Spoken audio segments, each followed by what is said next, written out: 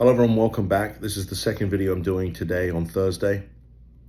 And this is really to do with, Marchman case, a guardianship case, however you want to look at it. But I spoke to a mum today. She has a 25-year-old son, significant history of substance use, mental health disorders. And I said, are you ready to put him into treatment? And she said, no, I'm not ready. And I said, well, why? Well, she said, well, he's not ready to go. And I said, well, who cares whether he's ready to go? The question is, are you ready to put him in there? Are you ready to put him into treatment and keep him there long enough in order to save him so he can finally experience that miracle of recovery?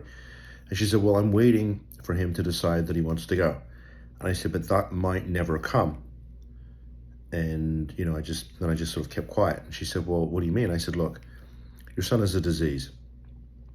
And if he could make the decision to save himself, if he could make the decision not to do these sort of life-threatening activities like using drugs or not taking the medications he needs to avoid having some type of psychotic break, then he would do so. So if you're waiting for him to suddenly wake up one day and decide he doesn't want to live his life like that, I said, in my experience, that typically only happens in movies, and we're not living in a movie, we're living in the real world.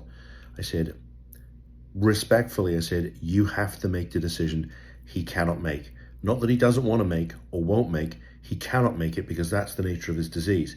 And if you're waiting for him to make that decision, then in all likelihood that decision is never going to come. And I said, what do you think is going to happen if you don't put him in treatment? And she said to me, honestly, he may end up dead. And I said, yeah, he might. So are you ready to make the decision to save him? And she said, well, I need to think about this. And I said, but this has been going on for years and years and years and years, and it's getting worse. How much longer do you want to wait?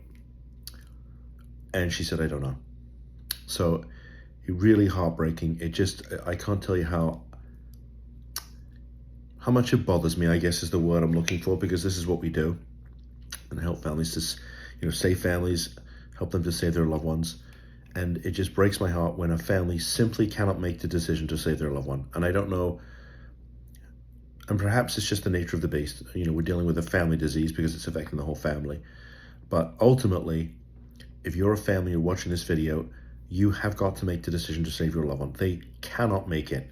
You got to make it for them. And I'm being blunt here because every year we lose at least one person. And I'm just going to be, you look at my videos, I'm just going to be blunt and honest with you. And some of you that don't like it, I'm sorry.